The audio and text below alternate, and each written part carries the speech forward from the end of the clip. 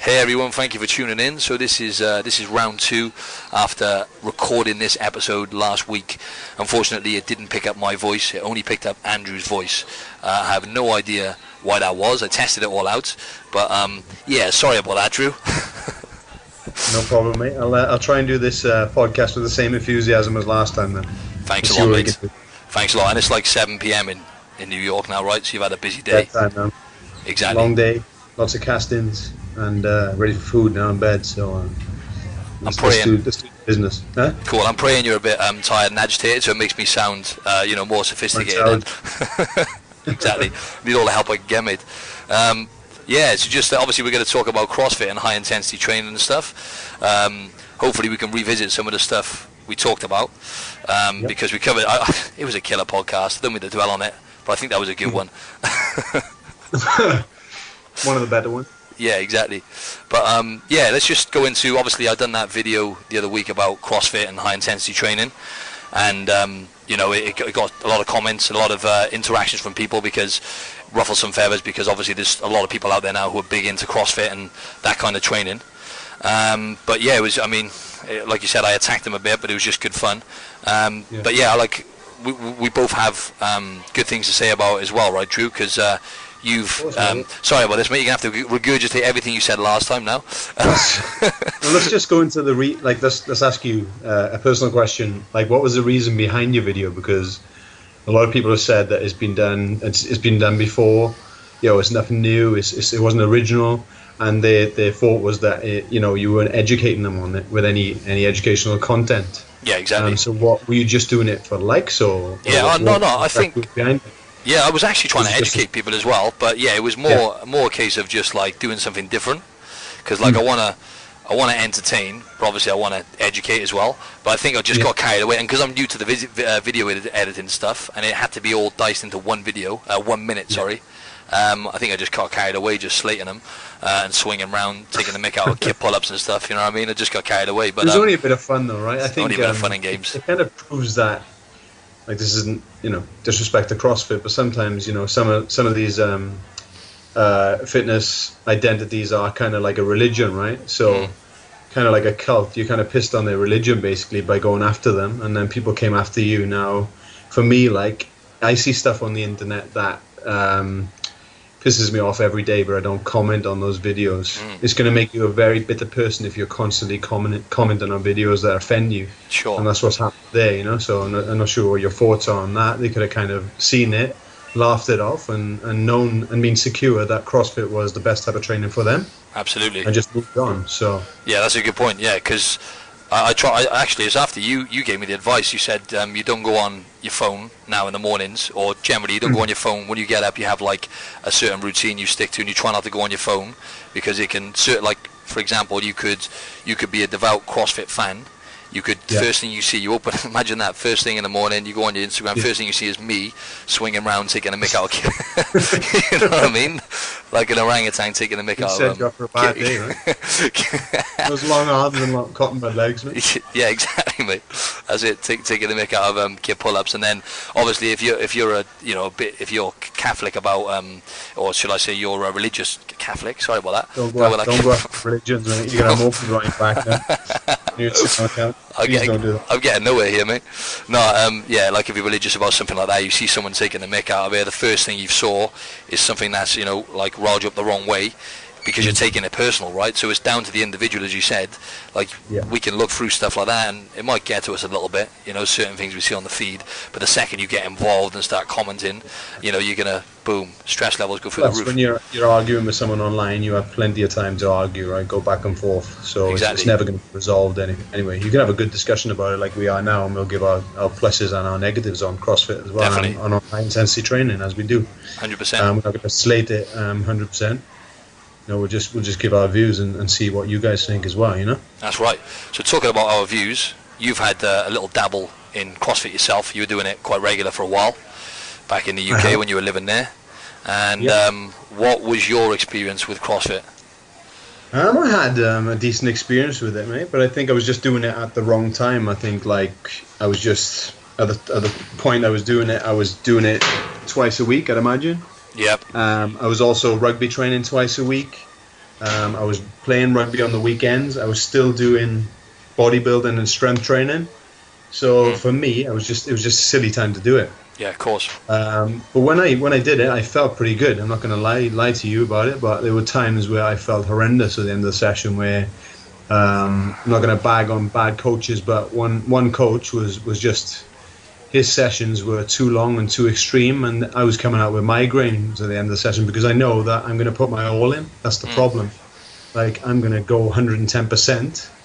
And that was a silly thing from my behalf. Like, if I was going to go into it again, like, I would learn how to do it well and learn how to do it efficiently and treat it as a sport, rather than kind of chasing the ache and overplaying the intensity all the time. And that's where I was going wrong with it. Exactly. I was also at the time I was doing paleo diet as well, which is probably, it can be a good diet for some people, but I probably needed to increase my carbohydrate intake, especially with all the activity I was doing around that as well. Yeah. I was probably putting the body in a worse state than what it needed to be. So absolutely. On top of the hours you're working as well, obviously in the gym and stuff, isn't it? Yeah. But yeah, I was just gonna brush over my experience with CrossFit. Because I dabbled in it for a bit as well, probably for about 2 months, and that was a good few years back now. And I was doing like, what I noticed really is I lost a little bit of muscle, which at the time was like catastrophic for me because I was so hung up on how I looked and stuff. Whereas nowadays it's like I'm not too, I'm not obsessed per se about how I look. Obviously I do care about how I look, but as we've mentioned many a times before, it's more about how we feel and health now, and the physique is a byproduct. But with CrossFit, I was doing it. I lost a bit of muscle. I was like yourself, mate. I'm really, really competitive as well. Obviously, we both come from like a sporting background or whatever, so we both got that instilled into us.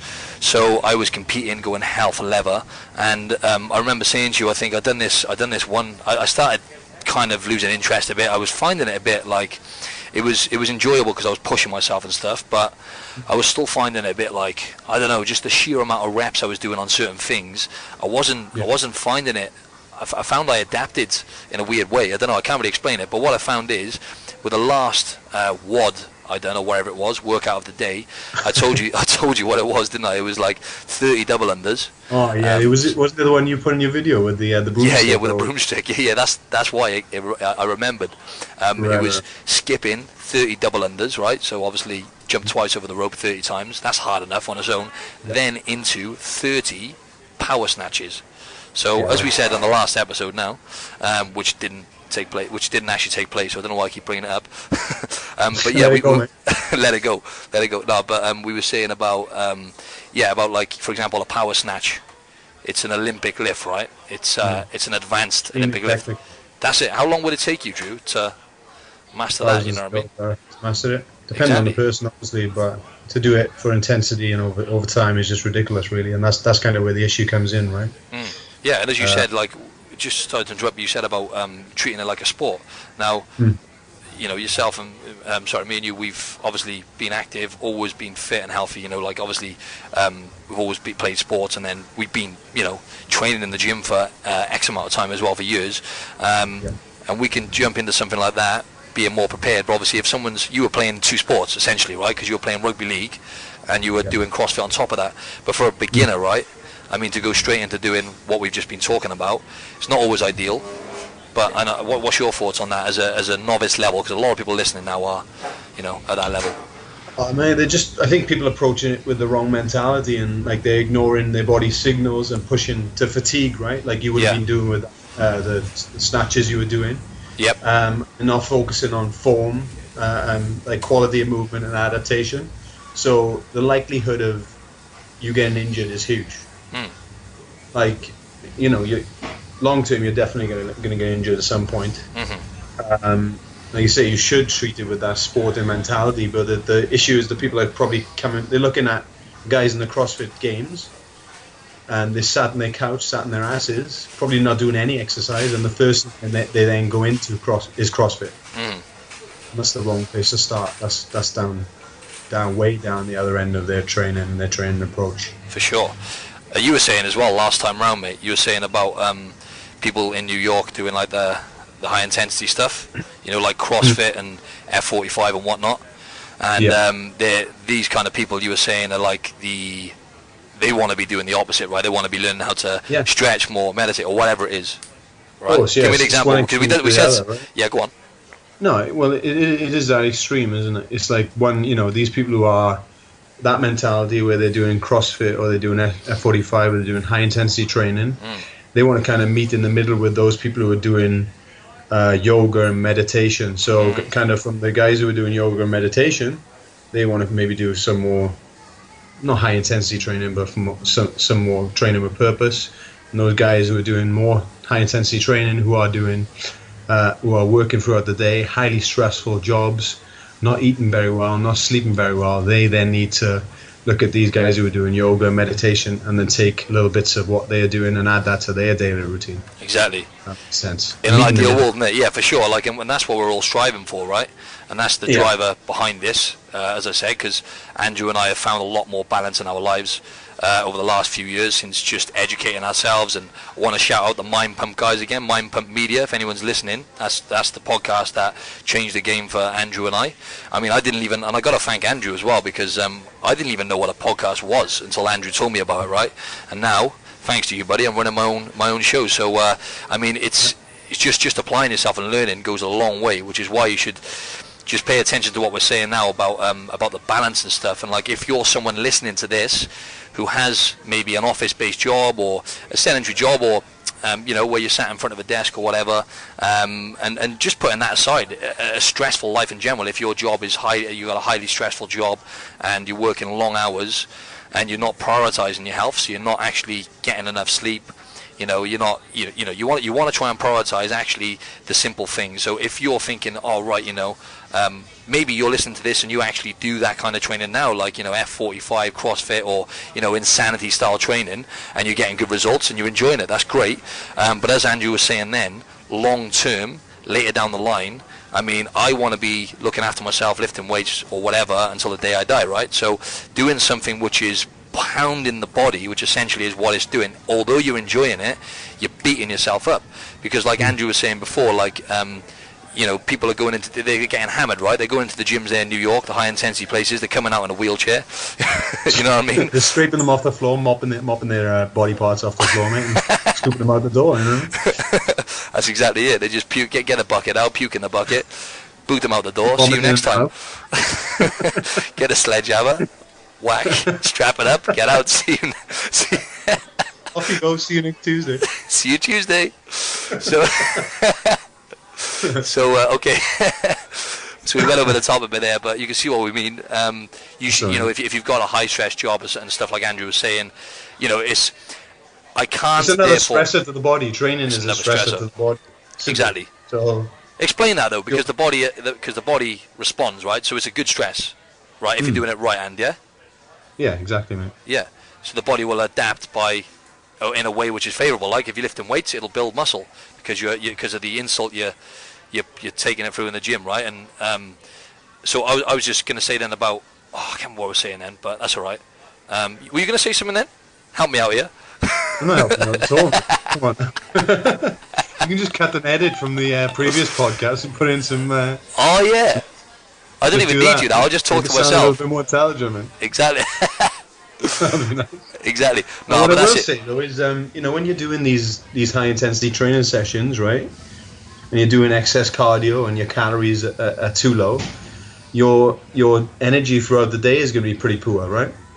So you got to think about it's kind of a catch-22 situation that you're not going to be moving as much throughout the day. So if you go to one of these sessions in the morning, whether it be CrossFit or something else, or you even do your own high intensity session in the gym, and you blast yourself as hard as you can to the point where you can't move, that means then your day is going to be less constructive, right? And you're not going to move as much. So your NEAT, basically your non-exercise activity thermogenesis, is not going to work in conjunction with what you're doing throughout the day. That makes sense. So ultimately, you're not going to move as much, so you may skip taking the stairs. You may take the elevator or the lift instead. You may not go out for lunch for a walk. You may just sit down and order lunch from somewhere else because you're exhausted from your session, which means you're not going to move as much throughout the day. So you may, in the end, be burning less calories, and it may be harder to drop body fat that way. Oh, So man, it's not that's always the be all and end all. HIIT, not always the be all and end all when it comes to fat burning. It's that simple. That's exactly right. And HIIT, it is what it says it is. It's high intensity training, right? So you know, everything comes at a price, and that is a very good point you made there. It's, if you think about the accumulative effect, right, when it comes to like consistency and people getting results. Now, the people I get results with clients and even people online, it's the people who are consistent with the simple things I put in place for them. The really, really, really simple things, like Andrew was just mentioning then, like moving more. So, for example, if they got sedentary jobs, do an extra 20-minute walk a day. Or like Andrew was saying then, you can even take it back a step from there. Don't get the lifting work. You know, for example, I had someone who works in a high-story building, top floor, take the stairs, or at least take the stairs or take the stairs down, or wherever it is, so you're increasing, like Andrew said then, you're increasing your movement. And it's the simple things like that which overall, let's look at the space of a week, are going to burn more calories. Now, the thing is with high intensity training and the science behind it, it is great, and it's great to use as a tool, right? So high intensity interval training, for example, I'll do, and I'll use with clients as well. I'll do like leading up to my last show. Once again, learned this from the Mind Pump guys. I would never have known this before, because for shows in the past and for shoots, I've done like high intensity training for like 6 to 8 weeks solid. And what's happened is I've run myself into the ground. And then obviously my body's adapted in a way which is probably not ideal. Without going too much into that though, last time for my show I'd done just like a 3-week bout of high intensity training. So I'll give you an example. All I've done is like 2 or 3 sessions of cycling, and all I was doing is I was going as hard as I possibly can, like my life depended on it, for 30 seconds, and then I would rest as long as I wanted, and I repeat that 6 times. Now on paper I think that is the most effective type of interval training really, where you do 6 sets of 30 seconds all out, whether it's sprinting on the treadmill, a cycle on the bike, rowing, rest as long as you want. And now that's the thing, see, people, they don't rest long enough, and you know, it's not even high intensity training a lot of the time what people are doing. So it's great to use a tool if you do it properly, because they're not pushing themselves to that max limit, right? Exactly. When you're giving yourself enough time to recover in between those bouts of exercise, then it is high intensity, right? Because you're pushing yourself to your absolute limits. So that's right. And how do you feel about like obviously I said earlier about like when I was going into these sessions before CrossFit, or even like training, strength training or bodybuilding that I used to do, like I was always chasing the ache. And you know, let's get it straight now, like aching isn't always an indicator of having a good session in the gym. No, almost the opposite. Yeah, well, when a muscle's tender, right, it generally means you cause damage to stimulate some growth, right? But you know, it may be when it becomes painful to touch, like for days after, that means you may have taken things too far, right? You may have overtrained, and you've done yourself more harm than good, right? So ultimately, you want to, with your routine, you might want to dial things back a little if that's happening all the time. Yeah. And you're not going to be able to do that with CrossFit. You're not going to be able to dial things back. No. You're always going to have to, because your body's adapting. You're always going to have to keep pushing harder. Pushing harder and pushing harder, and where are you going to end up then? That's it. How do you continue to progress? Because something's got to give at some point, right? And most of the time, I wanted to watch this. Come back to me now. Yeah, I'm just going to say about what kind of pushed me to do like that video for some reason, and just like I'm honest with people. You know, when people ask my opinion on things like CrossFit, F45, and high intensity style training.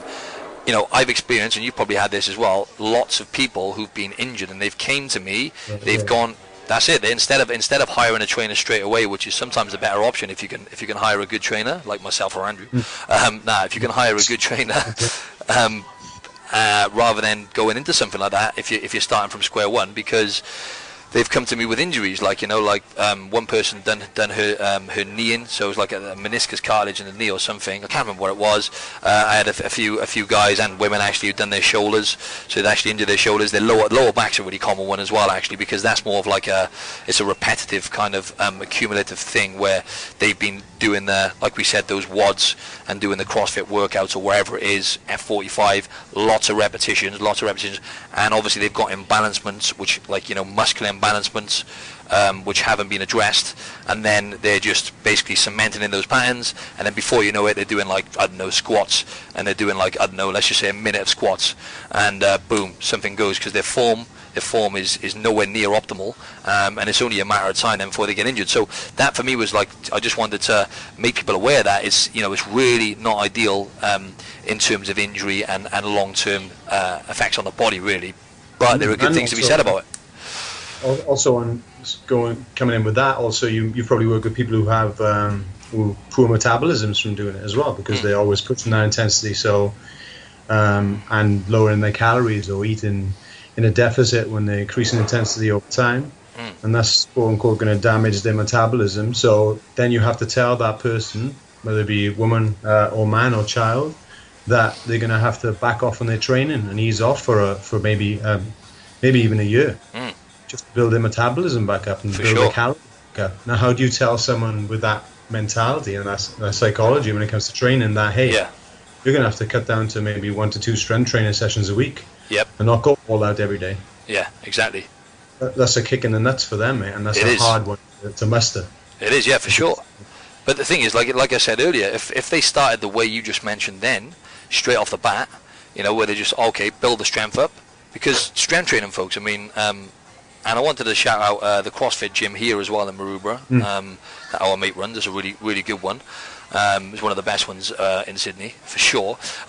They do a lot of phasing, where they'll phase like strength, you know, which is a good way to do it. But strength training is, I get the best results with clients who do strength training, because it puts a lot of stress on the body. So as we were saying, it's, you know, it's a stress on the body.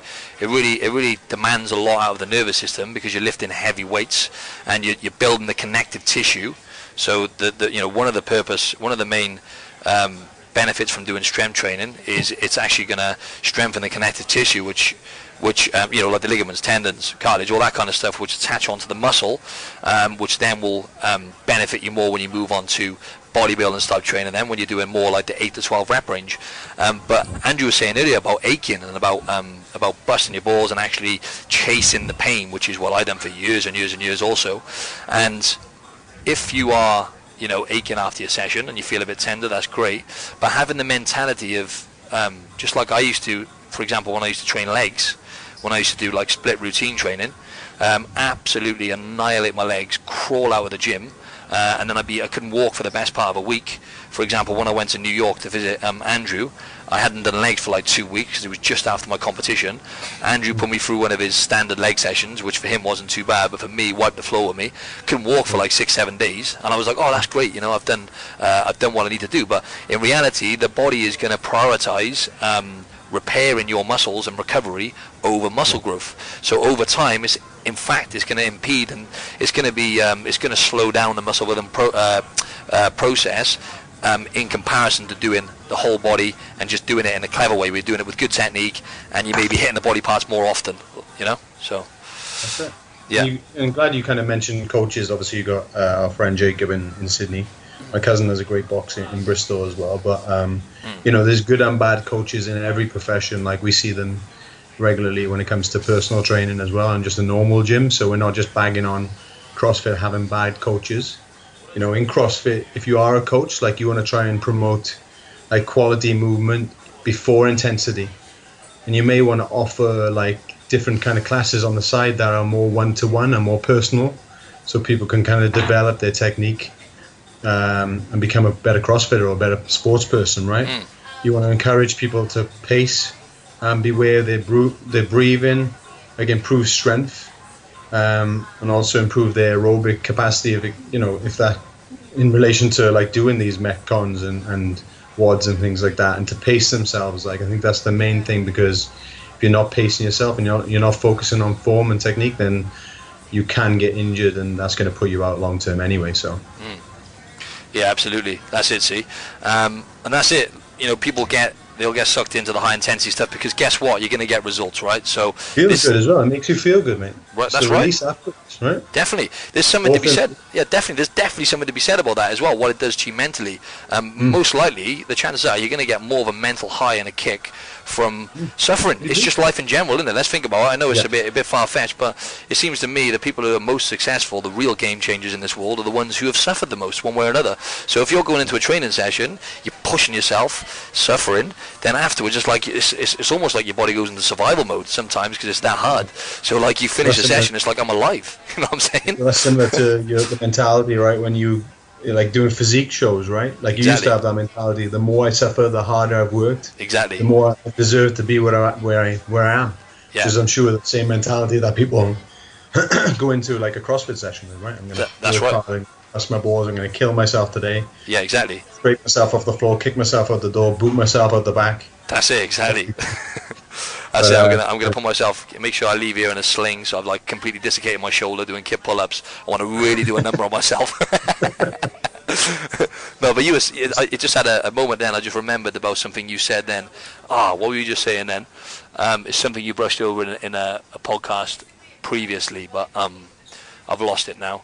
It was to do with that mentality. Anyway, let's forget about that. I'm not on my game today. But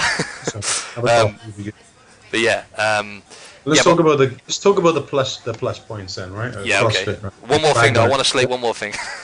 Go on, just one more quick thing about just metabolism, right? Because you were saying about you said it quickly then, but I just want to elaborate a bit on cardio and high intensity training, what it does to the metabolism. Now, you're manually burning calories, so if you do a CrossFit class, for example, or an F45, then guess what? You're going to burn more calories than what Andrew and I would burn ourselves doing a session in the gym, or what we would put our clients through. You're you're guaranteed automatically, yes, you're going to burn more calories at the time in that session, right? Because you're going hell for leather, right? But when you look at lifting weights and doing it properly, build a muscle with good form, mobility, doing the mobility stuff prior to lifting, so you're activating the right muscles and whatnot, your metabolism is elevated for up to 3 days afterwards. So your metabolism is going to be roaring for a good 10 to 12 hours after, as your body is trying to repair your muscle tissue and stuff and whatnot. So all in all, manually, when you build a muscle, just to keep muscle on your body, you have to burn more calories. So you're going to burn much more calories and elevate your metabolism more, build a long-term healthy metabolism if you're focusing on doing, say for example, low-intensity cardio like walking, using HIIT as a tool, lifting weights properly, as opposed to continuously doing high-intensity training. Your metabolism, if anything, will slow down and not burn calories as efficiently when you're at rest. So just bear that in mind. Sorry, mate. You going to say that? No, that's fine. That goes down to encouraging like long-term progression as well. What you're saying there, right? Yes, thank you. Long-term progression, healthy metabolism over time. And again, we're always caught up in the fitness industry into a quick fix. So when you go from sitting on the couch or doing another modality of training, you go into CrossFit.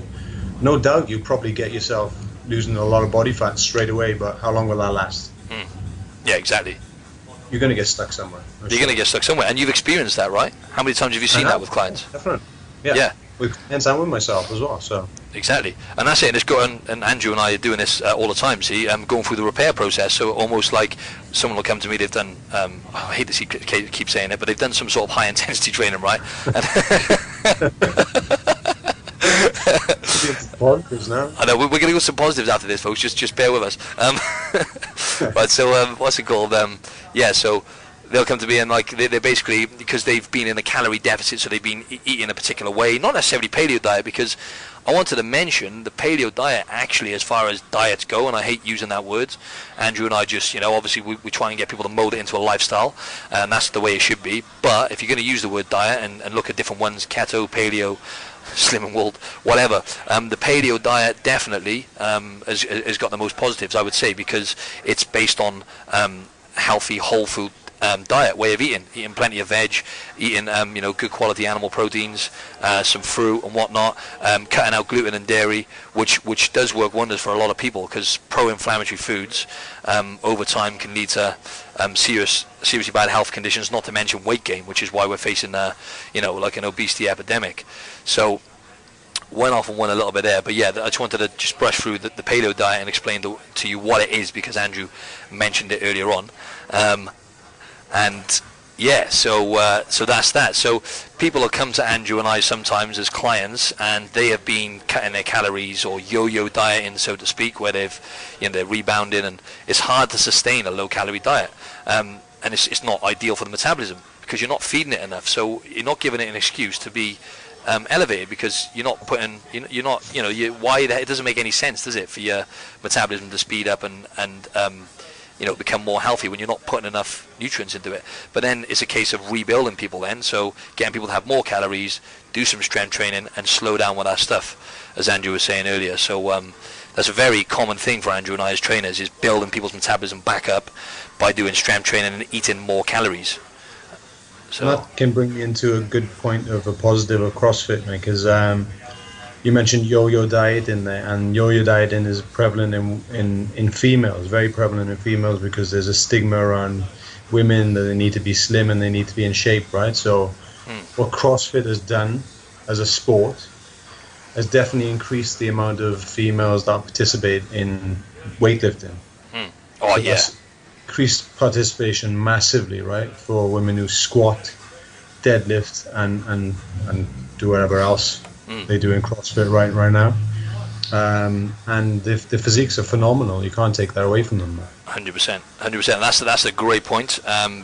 Going into the positives now is that's one of the main ones, is the fact that it's got women over the barrier of, actually, if I lift heavy weights, I am going to end up like Arnie. Now the chance would be a fine thing. Yeah, exactly. I want to tell. We're trying to end up like Arnie. We've been trying about 50 years and don't get anywhere near. So it don't happen. Exactly. Good luck with that. But no, that's it. It's like so.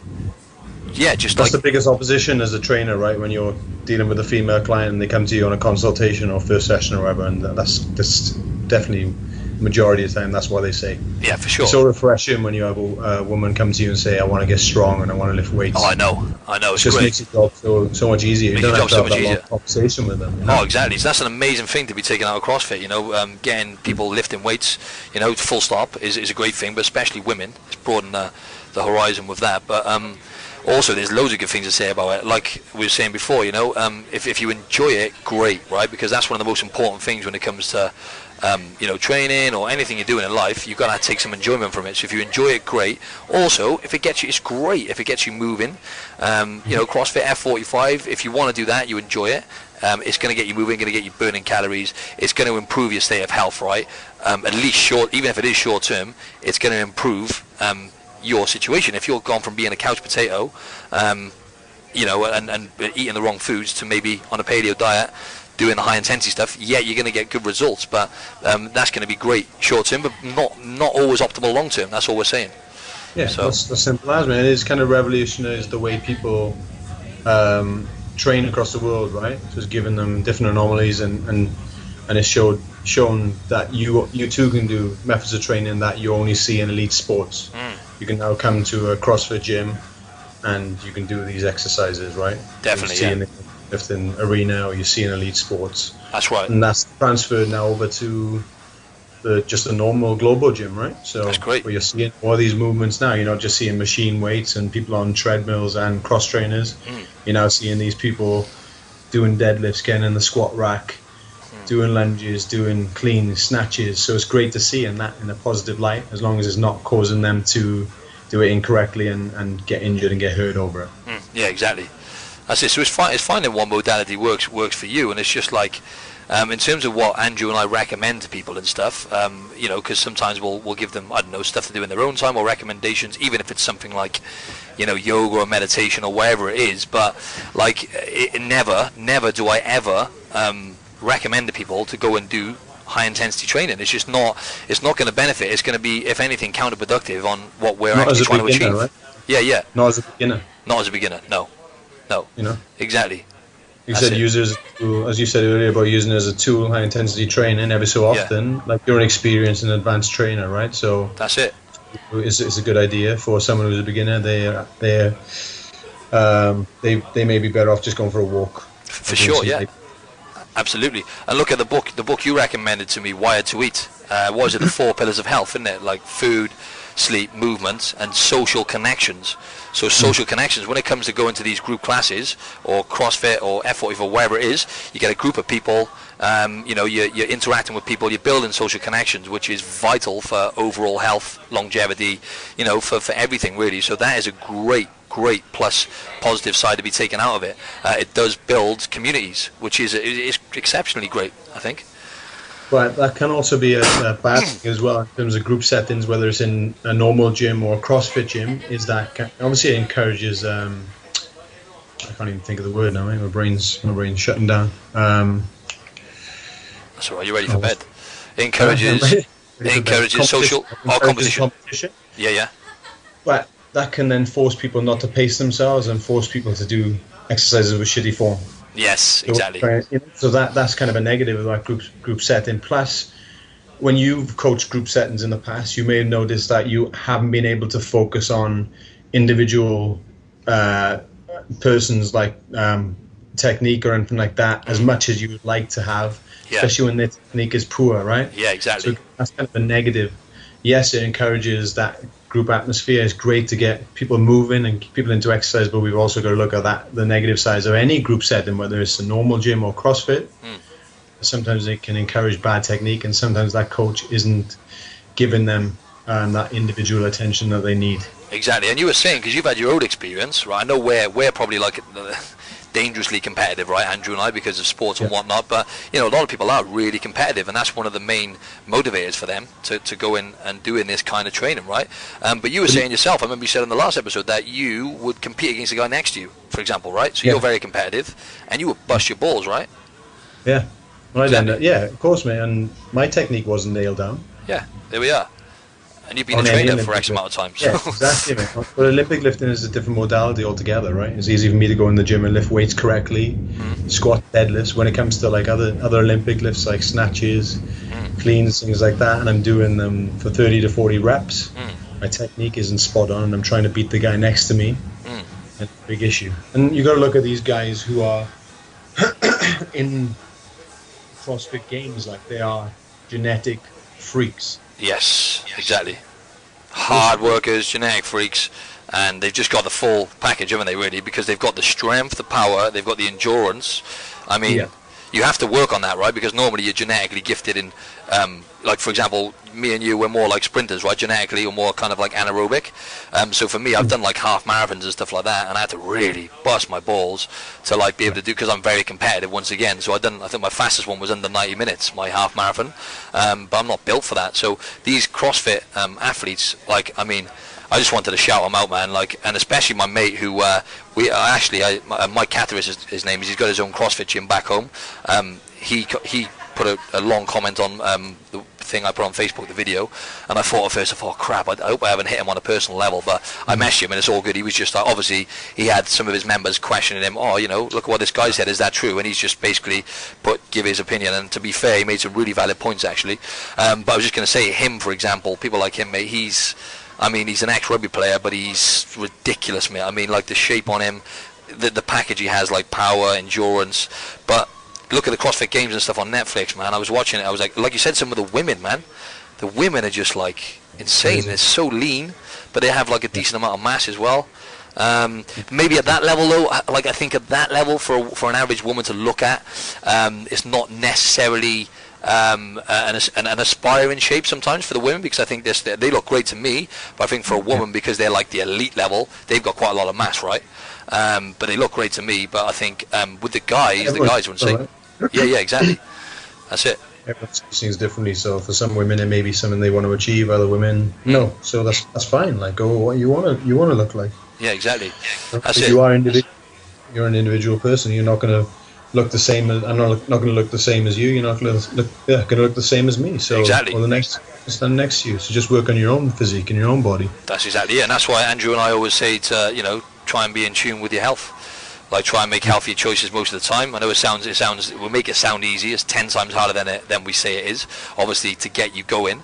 But it's really easy in terms of being consistent with making healthier choices most of the time. It's not easy for the average Joe, but to get into the good habits, you can get into them just like we've picked up all these bad habits over time. Andrew and I everyone has bad habits, but we've built up good habits when it comes to, food and sleep and stuff, which are the most important pieces, right? So... Yeah, but go on, mate. No, go on. What's your thoughts? They have great advertising saying, yeah, we're the fittest on earth. What's your thoughts on that? Fittest on earth. Well, we'll see, because I think CrossFit will be in the Olympics soon. I really think. What do you think on that? Yeah, possibly, man. I think so, mate. I don't see why not. So I think that then we'll see. I think the fittest on earth. But it's difficult to say. They're the fittest on earth at CrossFit, right? Yeah, exactly. It's difficult to say if you took each of these guys individually out of CrossFit and put them into maybe a swimming event or gymnastics. Yeah, exactly. Would they be able to compete with these guys who are for sure. at that big level at gymnastics? Exactly. That's no offense to the guys in CrossFit. They, like we said, I'd love to be on the level they are in terms of their skill level and how fit they are, but them to claim to be the fittest on earth is probably a step too far. But for advertising purposes and to get people attracted to the sport and people watching and people attending CrossFit boxes, is pretty smart. Fantastic, really smart. Definitely, I think it goes on how do you define fit, but it's like, because like you said, if you get into a pool and there's all these different aspects in there, but it depends how you define fit. But like if you look at, I can see marketing is a great marketing statement if you like, but also I can see how they can actually, because they're all rounders, right? They're lifting weights, they're doing long distance running, they're combining a lot of things, compacting it, which is what CrossFit is, right?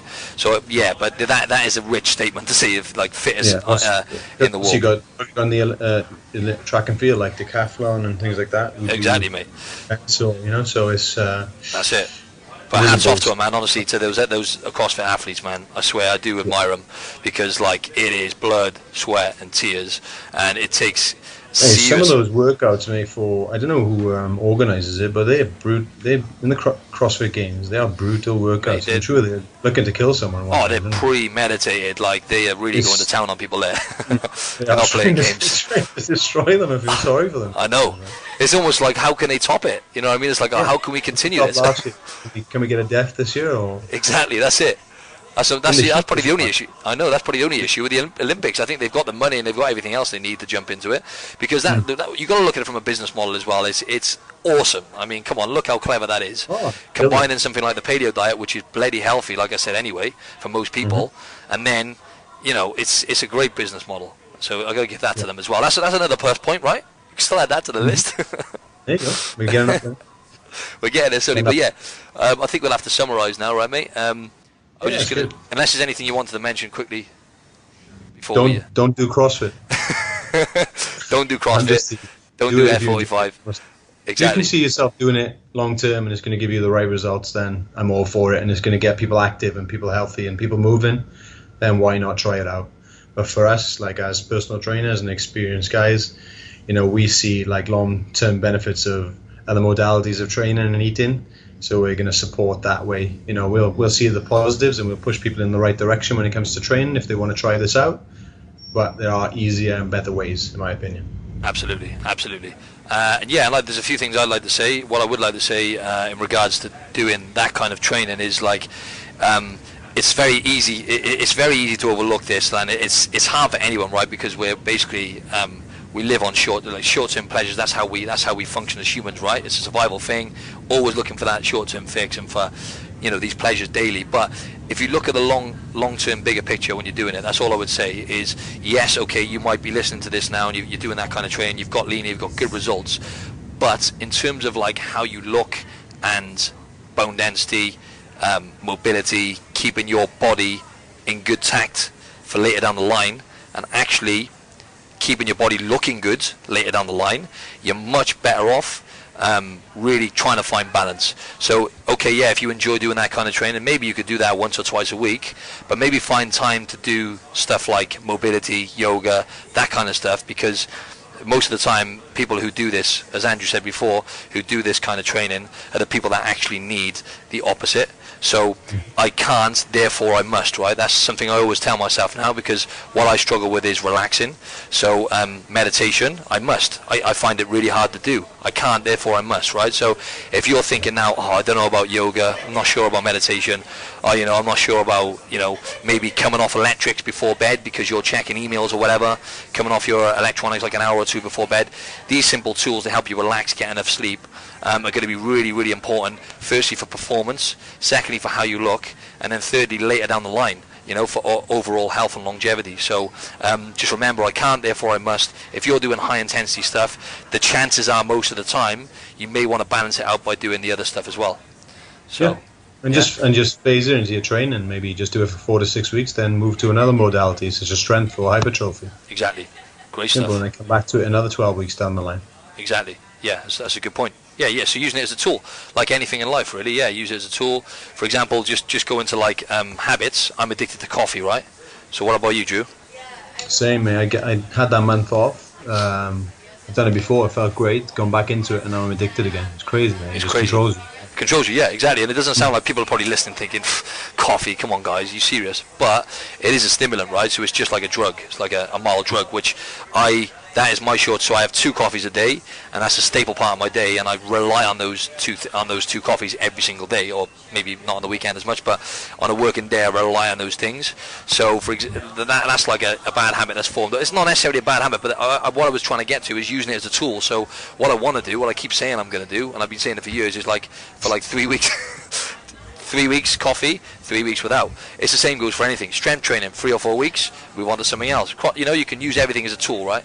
So, but again, you get addicted to that feeling, right? You probably get addicted to the feeling you have after you have a coffee. Now, people get addicted to the feeling they have after they do a high intensity session, because it is a great. Definitely, mate. We're pleasure-seeking machines. That's what we are, right? Pleasure. Yeah, exactly. That's what we're searching for. Exactly. But it's, yeah, like you said then, it's just that little rush of dopamine you get, or wherever it is, endorphins, and you're just chasing that fix. Not always a bad thing, but it's just being mindful, right? So. That's it. Awesome, yeah. And on that note, my Build Your Best Body training program, you can find it on my Instagram actually, if you click the link there. But yeah, just go onto my website as well. It's Martin Silva, martin-silva.co.uk. Go to the online fitness section, and you'll find my 9-week training program. You'll find my 9-week training program there, and it's based on lifting weights properly, basically, and you get insane results. But yeah, go check Andrew out as well on Instagram at Mr. Bond Fitness. Thanks for chiming in for the second time, mate. And it looks like this one's recorded, buddy. So fingers crossed. Fingers crossed, man. Thank you, man. Enjoy awesome, mate. Thanks a lot, mate. I'll speak to you soon, buddy. No worries. Oh, sorry, Bye-bye. guys and girls, go and give me a rating over on iTunes. 5 stars, please, and a good rating. Good review. Be a massive help. Thank you. Signing out. Bye-bye.